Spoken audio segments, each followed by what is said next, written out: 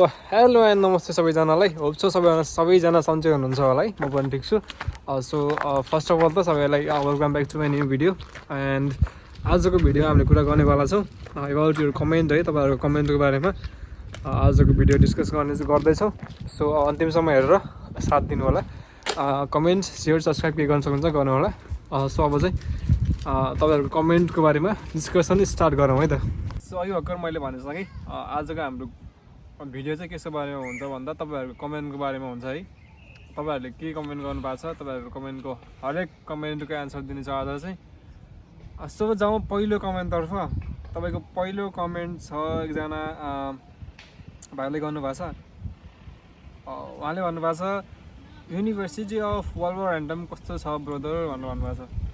अब university by Wolverhampton, university of Leicester, university of फलाना जति पनि युनिभर्सिटीहरू छ, तपाईँलाई चाहिँ यसो पर्सनल्ली कस्तो छ भनेर सोध्नुभन्दा पनि तपाईँ आफै रिसर्च गर्नुहोस्। तपाईँ आफै युनिभर्सिटीको वेबसाइटमा जानुहोस्। युनिभर्सिटीको अफिसियल वेबसाइटमा गए पछाडि तपाईँले युनिभर्सिटीको हरेक कुरा, तपाईँको फीदेखि लिएर तपाईँको इयरली फीदेखि लिएर तपाईँको कति वर्षको कोर्स हुन्छ, त्यसपछि पिआरडब्ल्यू कहिले हुन्छ, हरेक कुराहरू तपाईँले युनिभर्सिटीको वेबसाइटमा पाउन सक्नुहुन्छ। सबैलाई इजी वे भनेको चाहिँ त्यो जस्तो लाग्छ मलाई चाहिँ। किनभने म चाहिँ अहिले युसीमा पढ्दैछु है। युसीको बारेमा सोध्न मन छ भने I can help for that है। तपाईँको लागि त्यो चाहिँ मैले हेल्प गर्न सक्छु। युसी बाहेक अरू कुनै युनिभर्सिटीहरू सोध्दै हुनुहुन्छ भने त्यसको बारेमा जान्न छ भने चाहिँ पर्सनल्ली मलाई सोध्नुभन्दा पनि अफिसियल युनिभर्सिटीको वेबसाइटहरू हुन्छ। सो तपाईँहरू युनिभर्सिटीको वेबसाइटहरू भिजिट गरेर तपाईँ युनिभर्सिटीको वेबसाइटमा गएर मजाले चेक गर्नुभयो भने हरेक कुराहरू हुन्छ। यसको उत्तर चाहिँ तपाईँको त्यही नै थियो। सो अर्को भन्नुभएको छ एकजना भाइले भन्नुभएको छ ओके, यो चाहिँ एकदम कता इम्पोर्टेन्ट क्वेसन नै हो है। मैले चाहिँ यसको उत्तर राम्रो दिएँ या दिएन उसलाई मैले उत्तर पनि दिइसकेको थिएँ पहिले नै। अहिले पनि म यो भिडियो मार्फत भन्दैछु है। सो हेलो दा, लोन तिर्न सक्छ त युकेमा भन्नुभएको छ एकजनाले चाहिँ। तपाईँलाई चाहिँ म के भन्न चाहन्छु यो कुरामा चाहिँ भन्दा, लोन भन्ने कुरा चाहिँ यस्तो हुन्छ क्या, तपाईँको लोन कति छ है। तपाईँले फुल्ली लोन 25-30 लाख लागेको छ, 25-30 लाख जति पनि तपाईँको एक्सपेन्सेस हुन्छ सबै लोन लिएर नै तपाईँ यहाँ आउनुहुन्छ भने त अब त्यो फाल्टु कुरा नै हो होइन, छुट्टै कुरा हो। त्योभन्दा तपाईँको लोन अलिकति कम छ, तपाईँको लोन अलिकति सेभिङ गरेर आउनु भएको छ, खर्च अलिकति कम छ भने त्यो अनुसारको त्यो लोन छुट्टै तिर्न सकिन्छ। जस तपाईँको नेपालदेखि युके आउँदा जुन खर्च लागिरहेको हुन्छ त्यो लोन चाहिँ पढुन्जेलसम्म तिर्छु भन्ने चाहिँ कल्पना पनि नगर्दा हुन्छ। साँच्चै भन्नुपर्दा चाहिँ त्यो हो। तपाईँ यदि पढ्ने उद्देश्य आउँदै हुनुहुन्छ, पढ्नको लागि मात्रै आउँदै हुनुहुन्छ भने पढुन्जेलसम्म लोन सबै क्लियर गर्छु भनेर दिमागमा सोच्दा पनि नसोच्नु है। यो इम्पोसिबल नै छ। कसैले सक्दा पनि सक्दैन, कसैले सकेको पनि छैन। लोन तब मात्र तिर्न सकिन्छ। सबैभन्दा बेस्ट वे भनेको तपाईँले आएर वर्किङमा चेन्ज गरेर वर्किङमा फुल टाइम गर्न थाल्नुभयो भने तब मात्र छिटै 1-2 वर्षमै 2-3 वर्षमै 1-2 वर्षमै मजाले तिरिन्छ होइन। तपाईँले पढ्दै हुनुहुन्छ, पढ्दै सबै कुराहरू म्यानेज गर्छु, फी पनि आफै म्यानेज गर्छु, लोन पनि सबै तिरेर सकाउँछु भन्नुहुन्छ भने द्याट्स नट पोसिबल है। साँच्चै भन्नुपर्दा जसले गरिरहेको छ, जसले बेस्ट दिएर गरिरहेको छ, आफ्नो 100% दिएर गरिरहेको छ, उसले पनि सकिरहेको छैन क्या।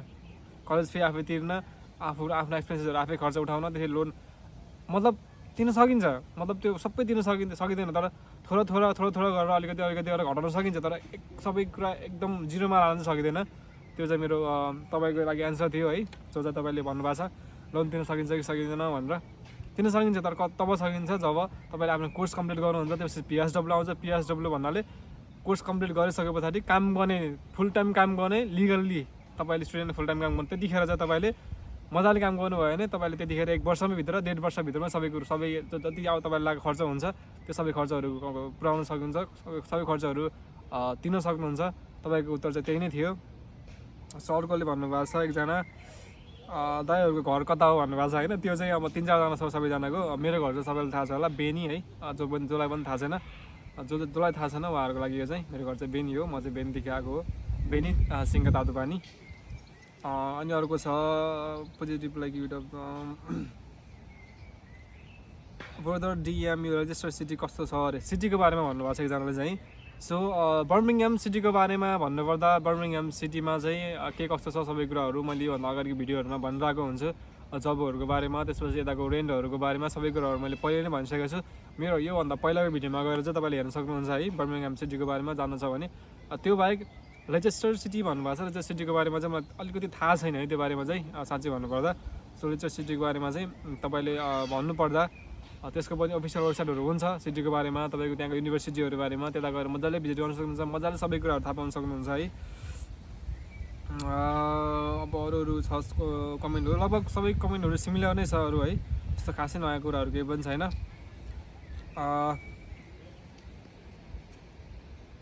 पिआर पायो र दाइले यसको एन्सर चाहिँ मैले पहिल्यै दिइसकेको छु, पिआर पायो पाएन भन्ने कुराको चाहिँ योभन्दा अघिल्लो भिडियोमा चाहिँ भनेको छु मैले, त्यसको त्यो भिडियो हेर्न सक्नुहुन्छ तपाईँको क्वेसनको लागि चाहिँ। एकजना Krishna AC I don't know, उहाँले भन्नुभएको छ सुमन भाइ जे सत्य तथ्य हो त्यो मात्र जानकारी दिनु है, असत्य एवं आधारहीन कुराले अरूको भविष्य बिगार्छ भन्नुभएको छ होइन। एकदमै राम्रो कमेन्ट गर्नुभएको छ। सत्य के छ असत्य के छ भन्नुपर्दा मान्छेहरूले भिडियोमा चाहिँ के गराउँछ भन्दा चाहिँ जे रियालिटी छ नि, जे कुराहरू छ नि त्यसलाई चाहिँ हाइड गरेर त्यो बाहेक अरू कुराहरू चाहिँ भनिरहेको हुन्छ क्या। जस्तै अब म नेपालमा हुनेखेर चाहिँ मैले रिसर्च गर्ने बेलामा, मैले युट्युब भिडियो हेर्ने बेलामा, तब मैले हेर्ने बेलामा के देख्थेँ भनेपछि आवर्सले वेजेसको कुरा गर्छु है म चाहिँ सुरुमा चाहिँ, किनभने यो कुरा चाहिँ म पनि आफै ठगिसकेको छु है। नेपालमा हुने बेला चाहिँ मैले वेजेसको भिडियोहरू हेर्ने बेलामा होइन युट्युबदेखि रिसर्च गरिन्छ अलिकति, जसले पनि गर्छ तपाईँहरूले गरिराख्नु भएको होला, मैले पनि रिसर्च गरेर आएको हो। रिसर्च गर्ने बेला चाहिँ के भेटेँ मैले भनेपछि युट्युबरहरूले चाहिँ के भन्नुहुन्छ भनेपछि 11, 12 होइन, अनि त्यसपछि लिएर क्यासिन हेर्न पनि 20, 25, 30सम्म हुन्छ पनि भन्नुभएको छ क्या। हुन्छ नहुने होइन, तर तपाईँ मात्र हुन्छ, तपाईँसँग स्किल्सहरू हुन्छ, वर्क एक्सपिरियन्सहरू हुन्छ। तपाईँसँग वर्क एक्सपिरियन्स 0 छ होइन, तपाईँको केही अनुभवै छैन कामको, अब तपाईँ चाहिँ के गर्नु त, तपाईँ चाहिँ के गर्न सकिन्छ त हामीले, कस्तो काम चाहिँ तपाईँले पाउनुहुन्छ जब तपाईँसँग वर्क एक्सपिरियन्स 0 छ है। त्यसको बारेमा चाहिँ म भन्छु। यस्तो हुन्छ क्या, अब तपाईँ भर्खर 12 सकेर आउनुभएको हुन्छ होइन, भर्खर 12 सक्ने बित्तिकै पढाइ भइरहेको हुन्छ, पढाइसक्ने बित्तिकै जुन खाली टाइम हुन्छ त्यस्तोमा कुनै पनि वर्क एक्सपिरियन्स बुझाउन हामी सकिँदैन क्या, गर्न पनि सकिरहेको हुन्छ। जसले ब्याचलर क्लियर गरेर मास्टरको लागि आउँदै हुनुहुन्छ उहाँहरूले त लगभग सबै एक्सपिरियन्सहरू बुझाउनु भएको हुन्छ, सबैको एक्सपिरियन्स भएको हुन्छ, होटलको एक्सपिरियन्स भएको हुन्छ, त उहाँहरूसँग कुनै एउटा कामको स्किल्सको एक्सपिरियन्स भएको हुन्छ। तर जो भर्खर 12 सकेर ब्याचलरको लागि आउँदै हुनुहुन्छ उहाँहरूको लागि चाहिँ त्यति धेरै एक्सपिरियन्सहरू हुँदैन क्या। मसँग पनि थिएन, तपाईँहरूसँग पनि नहुनसक्छ, मसँग पनि थिएन त्यो एक्सपिरियन्सहरू नहुनाले चाहिँ धेरै कारणहरू हुन्छ, जुन कारणले गर्दा चाहिँ काम गर्न अथवा जबहरू पाउन, सरी अलिकति डिस्ट्र्याक्ट भएँ म चाहिँ। सो त्यो कारणले गर्दा चाहिँ काम पाउन अलिकति राम्रो वेजेस पाउन चाहिँ अलिकति गाह्रो हुन्छ। तपाईँ स्किल्स राम्रो छ, तपाईँसँग वर्किङ एक्सपिरियन्स राम्रो छ भने चाहिँ मजाले त्यति पाउन सक्नुहुन्छ। तर टु बी अनेस्ट तपाईँको लिगल्ली वेजेस पाउने भनेको तपाईँले मैले पहिलाको भिडियो पनि धेरै भनिसकेको छु, योभन्दा पहिलाको भिडियो चाहिँ हेर्न सक्नु होला, मैले लिङ्कमा पनि राखिदिन्छु, तपाईँको माथि कार्डमा पनि राखिदिन्छु है। सो त्यही नै थियो तपाईँको वेजेसको कुरा गर्नुपर्दा। मैले वेजेसको कुरा चाहिँ एकदम क्लियरली कति हो के छ सबै कुराहरू क्लियरली भनेको छु योभन्दा अगाडिको अझ अगाडिको भिडियोमा, त्यसको लिङ्क म राखिदिन्छु डिस्क्रिप्सनमा, तपाईँको मेरो डिस्क्रिप्सनमा गएर वेजेस कति छ, वेजेस कति तिर्छ भन्ने कुरा तपाईँले त्यो हेर्न सक्नुहुन्छ है। सो त्यही नै थियो तपाईँहरू कमेन्टको बारेमा, त्यो खासै नयाँ कमेन्टहरू अरू खासै केही पनि छैन। सो त्यही नै छ तपाईँहरूको कमेन्टहरू चाहिँ। सो तपाईँहरूलाई बर्मिङहाम सिटी अथवा एप्लिकेसन प्रोसेसको लागि, इन्टरभ्यूको लागि के कस्तो क्वेसनहरू सोध्छ अथवा के कस्तो इन्टरभ्यूमा के कस्तो गाह्रो क्वेसनहरू हुन्छ, के कस्तो क्वेसनहरू हुन्छ, त्यो क्वेसनको बारेमा जान्न मन छ भने अभियसली कमेन्टहरू गर्नुहोस्। तपाईँहरू कमेन्ट हेरेर म अर्को भिडियो बनाउँछु तपाईँको इन्टरभ्यूको बारेमा। तपाईँको कास्टबाट आएपछि इन्टरभ्यू अवश्य नै हुन्छ हरेक युनिभर्सिटीबाट, तपाईँको युनिभर्सिटीबाट कस्तो क्वेसनहरू सोध्छ, के कस्तो क्वेसनहरू सोध्छ, प्रिपेरेसन कस्तो गर्नुपर्छ, सबै कुराहरू म तपाईँलाई भन्छु। सो पर्सनली मेसेज गरेर सोध्नु भएको थियो मलाई 1-2जनाले इन्टरभ्यू कस्तो हुन्छ, इन्टरभ्यू कति गाह्रो हुन्छ भनेर। सो इन्टरभ्यू चाहिँ खासै गाह्रो हुँदैन, त्यसको बारेमा चाहिँ म अर्को भिडियो बनाउँछु इन्टरभ्यूको बारेमा चाहिँ कस्तो क्वेसनहरू सोध्छ, के क्वेसनहरू सोध्छ भनेर। सो आजको भिडियो यति नै थियो। थ्याङ्क यू सो मच यहाँसम्म हेर्नु भएको छ भने किप लभिङ किप वाचिङ, अनि अन्तिममा गएर सब्सक्राइब गर्न नभुल्नु होला। Thank you so much every one, keep loving keep watching.